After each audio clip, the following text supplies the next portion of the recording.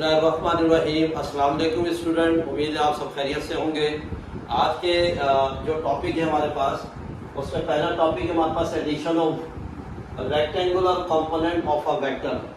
ये first topic है ना। अच्छा, इससे पहले हमने जो टॉपिक पढ़ा था रेजोल्यूशन ऑफ अ वेक्टर या रेजोल्यूशन ऑफ फोर्सेस, उसके अंदर हमने क्या चीज़ डिस्कस की थी कि हमारे पास एक गिवन वेक्टर जिसको हम रिजल्टेंट वेक्टर भी कहते हैं, और इसकी मदद से हम न्यू वेक्टर को अचीव करें। इसकी मदद से जो नए वेक्टर बने, कल हमने इसकी स्टडी की थी, जो नए वेक्टर बने थे वो हमारे पास वाई एक्सिस और एक्स एक्सिस पर आए थे। लेकिन आज का जो टॉपिक है इसके रिवर्स है। वो रिवर्स कैसा होगा कि इस टॉपिक के अंदर जो पहली डिस्कशन की है कि हमारे पास जो टू गिवन वेक्टर्स होंगे, वो टू गिवन वेक्टर्स जो हैं, एक एक्स एक्सिस में होगा, एक वाई एक्सिस में होगा, और ये दोनों वेक्टर जो हैं एक दूसरे के रेक्टेंगुलर पार्ट होंगे। वो किस तरीके से? क्योंकि ये दोनों जो ज्वाइन हो रहे हैं वो किस एंगल पर ज्वाइन हो रहे हैं? 90 के एंगल पर ज्वाइन हो रहे हैं। और फिर इन दोनों की जो ज्वाइनिंग है वो किसकी मदद से है?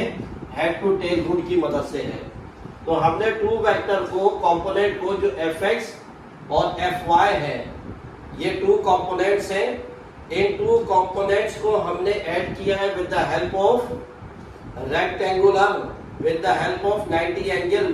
तो ये जो टू कंपोनेंट हमें मिले हैं, इन टू कंपोनेंट्स की मदद से हम एक रिजल्टेंट वेक्टर ड्रॉ करेंगे। तो हमारे पास जो डायग्राम बन जाएगी वो इस शेप में बन जाएगी। तो इसका मतलब ये जो है ये अलग से कोई नए वेक्टर नहीं है। ये हमारे पास क्या है? ये टू कंपोनेंट है, ये टू पार्ट्स हैं, ये टू हिस्से हैं। किसके? इसको अगर आप f कह रहे हैं तो ये fx होगा, ये fy होगा। तो इसका मतलब इसमें जो पहली स्टडी होगी वो हमारे पास टू कंपोनेंट्स होंगे जो 90 के एंगल पर बेस करेंगे, और एक परपेंडिकुलर होगा, एक बेस होगा, और इसके दरमियान में जो एंगल 90 है। तो ये हमारे पास कौन से कंपोनेंट कहलाएंगे? Rectangular component. और रेक्टेंगुलर कंपोनेंट की मदद से हम रिजल्टेंट वेक्टर को अचीव करेंगे। तो ये हमारे पास इसमें लिखा हुआ है, the process by which resultant vector is obtain. ऐसा प्रोसेस जिसके जरिए से हम रिजल्टेंट वेक्टर को जो है ऑब्टेन कर सके, हासिल कर सके, वो किस वजह से होगा? कैसे होगा? By adding rectangular component. उसमें हम क्या करेंगे? वेक्टर जो होंगे, कंपोनेंट जो होंगे, उसको ऐड कर देंगे एज अ रेक्टेंगुलर कंपोनेंट। तो हमारे पास ये वेक्टर हासिल हो जाएगा। तो स्टूडेंट आगे जो है ये कुछ इसकी जो है डेरिवेशन है, जिसके अंदर हम मैग्नीट्यूड और डायरेक्शन की बात करेंगे। तो पहले हमारे पास है magnitude of the resultant vector. ये रिजल्टेंट वेक्टर है, ये रिजल्टेंट वेक्टर है। अब हमें क्या करना है? इसका मैग्नीट्यूड मालूम करना है। तो मैग्नीट्यूड मालूम करने के लिए स्टूडेंट हम क्या कहेंगे? Pythagoras theorem at right angle triangle. तो हमारे पास ये फार्मूला क्या? हाइपोटेन्यूस स्क्वायर, बेस स्क्वायर और परपेंडिकुलर स्क्वायर। ये फार्मूला है इसका हमारे पास, hypotenuse square, base square plus perpendicular square. और हमें पता है कि हाइपोटेन्यूस कौन सी लाइन है? वो ये लाइन है। और इसको किससे रिप्रेजेंट किया है हमने? OR से। तो हाइपोटेन्यूस की जगह OR स्क्वायर। फिर हमारे पास है बेस, बेस ये वाली लाइन है, इसको हमने रिप्रेजेंट किया है OP से, तो OP का स्क्वायर।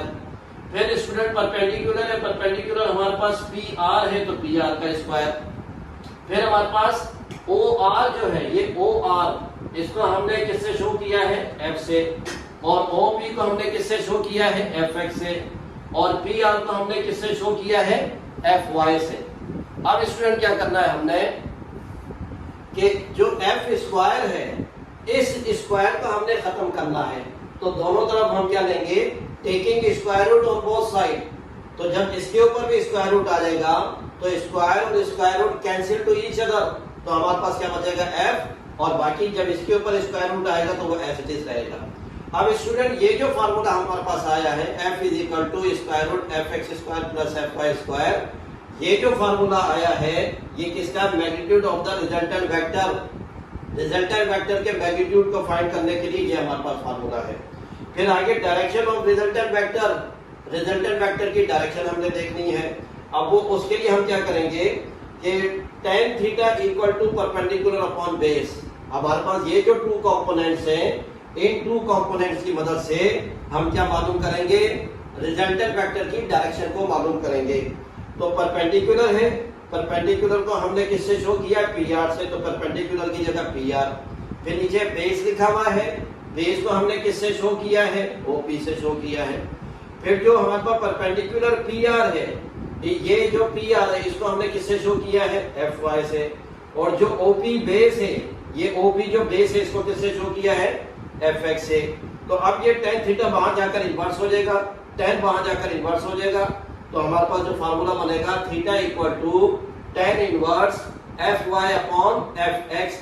ये जो फार्मूला है ये हमारे पास डायरेक्शन मालूम करने का फार्मूला है कि ऑब्जेक्ट किस एंगल से मूव कर रहा है। यहाँ पर हमारे पास जो है वो एंगल आ जाएगा। तो इसमें पहले हमारे पास टू इंडिविजुअल वेक्टर थे, इन टू वेक्टर्स को हमने ऐड किया with the help of head to tail rule. फिर ये दोनों जो कंपोनेंट है ये रेक्टेंगुलर कंपोनेंट है और इसकी मदद से हमने रिजल्टेंट वेक्टर को हासिल किया है। तो ये हमारे पास क्या है, कॉम्पोजिशन ऑफ अ वेक्टर, और इस प्रोसेस से हमने ये इसकी डेरिवेशन भी देखी है। अब जो अगला जो टॉपिक है स्टूडेंट वो है टॉर्क। टॉर्क और मोमेंट ऑफ फोर्स, ये इसका सेकंड नेम है, और रोटेशनल फोर्स भी इसको कहते हैं। अब इसमें जो है टॉर्क के अंदर हम जो बात करते हैं वो जो है हम टर्निंग इफेक्ट की बात करते हैं कि जो भी ऑब्जेक्ट टर्न हो रहा हो उसके टर्न में हम जो डिस्कस करते हैं वो टॉर्क को डिस्कस करते हैं। जैसे हमारे पास टॉर्क जो है वो डिपेंड करता है किसके ऊपर, फोर्स के ऊपर डिपेंड करता है। जैसे बहुत सारी चीजें हैं फोर्स की वजह से रुक भी जाती है और फोर्स की वजह से जो है ऑब्जेक्ट मूव भी कर जाता है, और फोर्स की वजह से ऑब्जेक्ट के शेप में चेंज भी आ जाता है। तो फोर्स का इफेक्ट बहुत सारी चीजों पर है कि वो फोर्स जो है ऑब्जेक्ट की स्टेट को, उसके साइज को, उसके शेप को चेंज करता है। ऐसे ही अगर कोई ऑब्जेक्ट है और उसके ऊपर फोर्स लग रही है और फोर्स लगने से ऑब्जेक्ट जो है अगर कर्व पाथ में आ रहा है या सर्कुलर पाथ में आ रहा है तो यह हमारे पास क्या कहलाएगा, टॉर्क कहलाएगा। इसकी एक एग्जांपल जो है आप ये बोतल, इसकी एग्जांपल जो है ये बोतल है और स्लाइस भी लिखा हुआ है। तो ये हमारे पास क्या है, ये एक स्लाइस बोतल, एम्प्टी बोतल है और इसका ये फिक्स पॉइंट है और इसके ऊपर मैं फोर्स लगा रहा हूं और फोर्स लगने से क्या होगा, ये रोटेट कर जाएगी। जब ये रोटेट कर जाएगी तो इसमें हमारे पास क्या होगा, टॉर्क आ जाएगा। तो टर्निंग इफेक्ट आया with the help of force. तो फोर्स बहुत सारी चीजों के ऊपर इफेक्ट करता है। तो हमारे पास देखा turning effect of force about the axis of a point rotation is called moment of force. तो ये हमारे पास क्या है, ये जो टर्न हो रहा है वो इस फिक्स पॉइंट की वजह से टर्न हो रहा है। तो इसका जो एक्सिस है, एक्सिस ऑफ रोटेशन हमारे पास कौन सा, ये फिक्स पॉइंट है। तो ये स्टूडेंट हमारे पास आ गया टॉर्क। और फिर torque depend on two factor. Torque जो है वो टू फैक्टर के ऊपर डिपेंड करता है। पहला है the magnitude of applied force. Torque के लिए सबसे पहले हमारे पास क्या होना चाहिए कि आप उस ऑब्जेक्ट के ऊपर कितनी फोर्स लगा रहे हैं, और फिर हमारे पास मोमेंट आर्म, और जो फोर्स लग रही है वो एक्सिस ऑफ रोटेशन से कितने डिस्टेंस पर लग रही है। ये दोनों चीजें जो है ये हमारे पास क्या है, फैक्टर है किसके, टॉर्क के। फिर टॉर्क का जो हमारे पास ये टॉर्क की definition, torque is defined as product of the force and moment arm. Product of force and moment arm, force F है, मोमेंट आर्म डी है, ये दोनों मिलके टॉर्क हमारे पास कहलाएगा। मैथमेटिकली हमारे पास टॉर्क का जो फॉर्मूला है F इंटू डी, और ऊपर लिखा हुआ if F is the force and D is the moment arm. Moment arm को आसान लफ्जों में हम डिस्टेंस भी कह सकते हैं। Then torque T is given by, तो हमारे पास टॉर्क क्या आ जाएगा, F इंटू डी।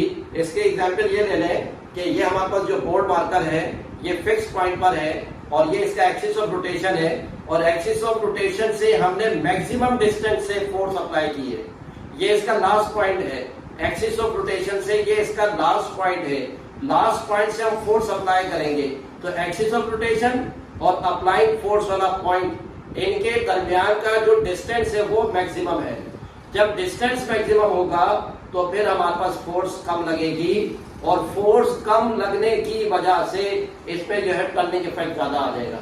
और ऐसे ही जितना डिस्टेंस कम होता चला जाएगा एक्सिस ऑफ रोटेशन से, उतनी फोर्स बढ़ती चली जाएगी और टर्निंग इफेक्ट कम होता चला जाएगा।